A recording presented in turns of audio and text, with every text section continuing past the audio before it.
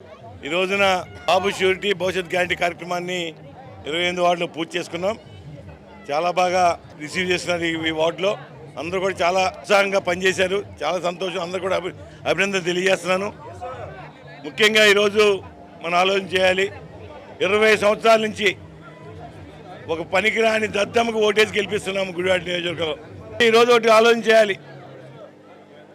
2 సార్లు తెలుగుదేశం పార్టీ కార్యకర్తలు గెలిపించారు, 2 సార్లు వైఎస్ఆర్సీపీ కార్యకర్తలు గెలిపించారు.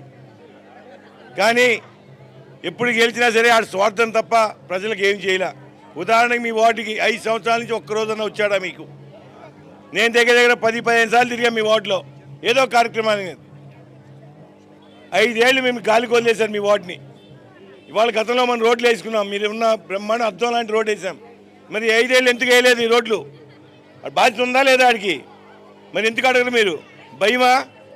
దుర్మార్గుడిని మనం ఈసారి ఆపపోతే చాలా నష్టపోతాం. భావితరాలు మనం క్షమించవు. ఇప్పటికే 20 సంవత్సరాలు వెనకబడిపోయాం. కేవలం ఆడు చేసింది ఏమీ లేదు.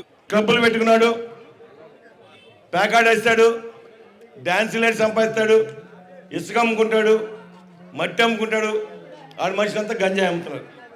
మన పిల్లల భవిష్యత్తు ఏమవుతుందో ఒకసారి ఆలోచన చేయండి.